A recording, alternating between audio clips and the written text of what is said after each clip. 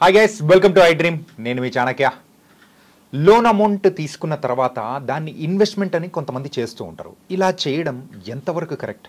మరి అలా చేస్తే మనకి ఏదైనా రిటర్న్స్ కానీ ఎలా ఉంటాయి? అలా చేసిన తర్వాత ఒకవేళ మిస్టేక్గా ఏదైనా రాంగ్ జరిగిందంటే దాన్ని నుంచి ఎలా తప్పించుకోవాలి? ఇలా బోల్డ్ అని కన్ఫ్యూషన్స్ అనేది కూడా మన మైండ్లో ఉంటాయి. మరి వీటన్నిటికీ కూడా మనకైతే మంచి అడ్వైజెస్ ఇవ్వడానికి మన ఫైనాన్షియల్ అడ్వైజర్ విజయ్ కర్ణం గారు ఉన్నారు. మరి ఆయన అడిగి తెలుసుకుందాం. Hi sir. హలో అండి. సార్, లోన్ అమౌంట్ తీసుకొని కూడా చాలామంది ఇన్వెస్ట్మెంట్ చేస్తూ ఉంటారు. సో కొంతమంది అయితే పర్సనల్ లోన్స్ అని కానీ వేరే లోన్స్ కానీ ఇలాంటి లోన్ తీసుకొని ఇలా చేయడం వల్ల ఎంతవరకు కరెక్ట్ అంటారు? సో మనకి లైవ్గా జరిగే ఎగ్జాంపుల్స్ అండి ఇవి. మన ఐటీ ఎంప్లాయీస్ కానీ కొంచెం మంచి ఒక గ్రూప్ ఆఫ్ పీపుల్, ఒక 10-15 పీపుల్ వాళ్ళు ఏం చేస్తుంటారు అంటే వాళ్ళు పర్సనల్ లోన్స్ తీసేసుకుంటారు. ఎలిజిబిలిటీ 10 lakhs, 15 lakhs, 20 lakhs ఉన్న వాళ్ళు తీసేసుకుంటారు. 10 members కలిపితే ఒక 1 crore నుంచి 1.5 crore, 2 crore వరకు అవుతుంటారు. వాళ్ళు ఏం చేస్తుంటారంటే ఈ అమౌంట్ తీసుకెళ్ళి ఒక రియల్ ఎస్టేట్ ప్లాట్లో కానీ లేకపోతే ఆల్రెడీ ఉన్న ఓపెన్ ల్యాండ్స్లో ఎక్కడన్నా ఇన్వెస్ట్ చేస్తుంటారు. ఓకే. వాళ్ళు ఏం చేస్తుంటారంటే ఈ గ్రూప్లో 1 or 2 people already highly exposure ఉంటుంది రియల్ ఎస్టేట్కి. వాళ్ళకి ఎట్లా చేయాలి ఏందన్న ఒక ఐడియా ఉంటుంది. సో వాళ్ళ త్రూ వీళ్ళు ఏంటంటే రిస్క్ డైవర్సిఫై అవుతుంటుంది. 10 మంది ఒకటేసారి మునిగాం కదా, అట్లీస్ట్ కొంచెమన్నా రిస్క్ ఉంటుంది, రిటర్న్స్ కూడా మంచిగా ఉంటాయి. మన హైదరాబాద్ ఇట్లా హ్యాపెనింగ్ సిటీ, ఇండియా వైడ్గా చూసుకుంటే మంచి రియల్ ఎస్టేట్ గ్రోత్ ఉన్నది హైదరాబాద్లో అనేసి చేస్తుంటారు. మన స్ట్రాటజీ ప్రకారం, థియరిటికల్ ప్రకారం ఇట్స్ రియల్లీ గుడ్. కానీ ఇక్కడ మీరు ఆలోచన చేయాల్సింది ఏంటి అంటే 10 members తీసుకొని వెళ్తున్నారు, లోన్ తీసుకుంటున్నారు, అక్కడ చేస్తున్నారు, అంతా ఓకే. 6 months, 1 year వరకు ఓకే. చేసిన వాళ్ళు ఉన్నారు, బయటపడ్డ వాళ్ళు ఉన్నారు, మంచిగా చేస్తున్నారు, అంతా ఓకే. కానీ మీకు ఒక్కసారి మన రియల్ ఎస్టేట్లోకి అమౌంట్ రియల్ ఎస్టేట్లోకి వెళ్ళిన తర్వాత అది that will be completely black money. ఎందుకు వెళ్తుంది అంటే మీరు రిజిస్ట్రేషన్ ఎంతకు చేపిస్తున్నారు, మీరు ఎంతకు తీసుకుంటున్నారు, ఎంతకు అమ్ముతున్నారు, ఎంత రిజిస్ట్రేషన్ చేపిస్తున్నారు. సో ఆ డిఫరెన్స్ అమౌంట్ మీరు ఒకవేళ రిటర్న్స్ వచ్చినా కానీ అది మళ్ళీ మీరు డైరెక్ట్ అకౌంట్లోకి వేసుకోగలుగుతారా? ఇవన్నీ కన్సిడర్ చేయాల్సి వస్తుంది. సపోజ్ వివత్సంగా రిటర్న్స్ వచ్చేసినా కూడా మీరు అంత అమౌంట్ మీరు అకౌంట్లోకి వేసుకోలేరు. మళ్ళీ ఒక 5-6 people దగ్గర చూసుకొని అదంతా మేనేజ్ చేయాల్సి వస్తుంది. సో ఇంత రిస్క్ తీసుకొని చేయడం అవసరమా? ఫస్ట్ థింగ్ అదే ఆలోచన చేయాలి.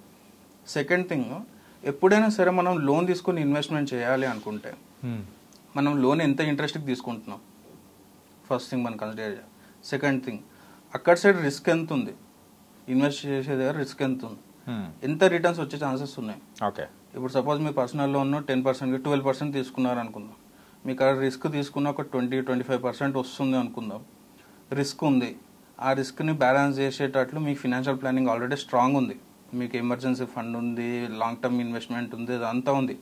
అదే ఒక కేటగిరీ సేఫ్టీ నెట్తో చేస్తుంటారు. ఇంకో కేటగిరీ ఏముంటుంది, అసలు ఏం తెలియకుండా సరే ఇప్పటికైతే చేసేద్దాము, తర్వాత అనుకుంటారు. ఆ రిస్క్ మాత్రం ఎప్పుడు చేయొద్దు. ఓకే. ఓకే. సెకండ్ థింగ్, మీరు జాబ్ చేస్తున్నారు, this will be your side business, full time business కాదు. దాని లిమిటేషన్స్ కూడా మీరు చూసుకోవాలి. ఓకే. మీరు ఎప్పుడంటే అప్పుడు పోయి మీరు దాన్ని చూసుకోలేరు ఆ బిజినెస్. ఇదే కాదు, ఫ్రాంచైజీస్ కూడా తీసుకుంటారు చాలా మంది. KFC కానీ మెక్డీ కానీ ఫ్రాంచైజీ తీసుకుంటుండ్రు. బ్యాలెన్స్ చేస్తున్నారా లేదా, మీకు స్ట్రెస్ పెరిగిపోతుందా లేదా, మీకు అది ఇదంతా అవసరం లేదు అనుకుంటే మీరు ఆ తీసుకున్న అమౌంట్, లోన్ తీసుకున్న అమౌంట్ మీరు ఇన్వెస్ట్మెంట్ మ్యూచువల్ ఫండ్లో చేయమని చెప్తారు చాలా మంది. కానీ అది నేను వద్దని చెప్తాను. ఎందుకు అంటే మీకు వచ్చే ఇంట్రెస్ట్ మాత్రం పక్కా 12% ఉంటుంది పర్సనల్ లోన్ మీద. కానీ మీకు రేట్ ఆఫ్ రిటర్న్ వచ్చేది 5 years తర్వాత వస్తుంది. మ్యాచ్ అవ్వదు అక్కడ. సో మీరు SIPs చేసుకోండి బెటర్. మీకు అంత ఇంట్రెస్ట్ ఉంది ఇన్వెస్ట్మెంట్స్ చేయాలనుకుంటే SIPs చేసుకోండి. కానీ లోన్ తీసుకొని ఇన్వెస్ట్ మాత్రం ఎప్పుడు చేయొద్దు అని చెప్తాను నేను. ఓకే. మీకు ఇంతకుముందు నేను చెప్పినట్టు ఒక క్లయింట్ వచ్చారు. వాళ్ళు ఏం చెప్తున్నారు అంటే మాకు రెసిడెన్షియల్ ప్రాపర్టీస్ ఉన్నాయి చాలా, మీ వీడియోస్ అవన్నీ చూసాం, మీతో మాట్లాడడం అంత మాకు నచ్చింది, మ్యూచువల్ ఫండ్స్ గురించి తెలిసింది, దీనిలోకి రావాలనుకుంటున్నాము, మాకు మంత్లీ ఇన్కమ్ ఉంది, అంత ఓకే, ఫినాన్షియల్ ప్లానింగ్ అంత స్ట్రాంగ్ ఉంది. కానీ మా బాబు ఎడ్యుకేషన్ అయ్యే టైంకి నేను ఇప్పుడు అయితే పెట్టే అమౌంట్ నాకు రిటర్న్స్ రావాలి, ఆ అమౌంట్తో అతను అబ్రాడ్లో చదివిద్దాం అనుకుంటున్నాను అనేసి అన్నాడు. ఓకే అండి, వెళ్ళండి కూడా. ఈ అమౌంట్ ఎట్లా తీసుకుంటారంటే ఇల్లు అమ్మేసి అమౌంట్ తీసుకొస్తాను అని చెప్పారు. సో నేను అన్నాను, ఇది అసలు కరెక్ట్ స్ట్రాటజీ కాదండి. ఎందుకు కరెక్ట్ కాదు అంటున్నానంటే ఆ అమౌంట్ మీరు ఇక్కడ తీసుకొస్తే అది బ్లాక్ టు వైట్ అవుతుంది, అంటే బ్లాక్ మనీ అవుతుంది అది కంప్లీట్గా. ఓకే, మీరు ఎంత కమ్ముతున్నారు ఎంత, ఇదంతా పెద్ద హెడేక్ అండి ఇది మీకు. ఇప్పుడు కొంచెం రిస్కీ ప్రాసెస్ అని అనుకోవచ్చు. Risky process. ఈ రోజు కాకపోయినా ఒక 2-3 years తర్వాత మీకు ఎఫెక్ట్ పడుతుంది. సో మీకు ఏదైతే మంత్లీ ఇన్కమ్ ఉందో అక్కడ నుంచి ప్లాన్ చేసుకోండి, లేదంటే దాని నుంచి వచ్చే ఇన్కమ్ ఉంటుంది, రెసిడెన్షియల్ ప్రాపర్టీస్ నుంచి వచ్చే ఇన్కమ్ ఉంటుంది కదా, దాని నుంచి ఎస్ఐపీస్ చేసుకోండి.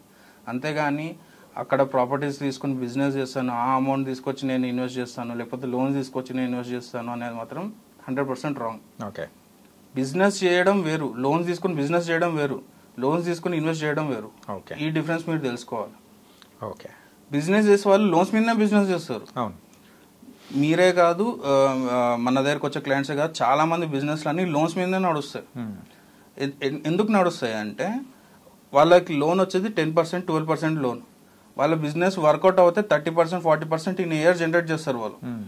ఓకే, అంటే నెక్స్ట్ 3 yearsలో ఎవ్రీ 3 years వాళ్ళ అమౌంట్ డబుల్ అవుతాయి, వాళ్ళ బిజినెస్ వర్కౌట్ అవుతాయి. లేదంటే వాళ్ళు ఈఎంఐస్ కట్టుకుంటారు. That is a business. ఇది మీ పర్సనల్ ఇన్వెస్ట్మెంట్.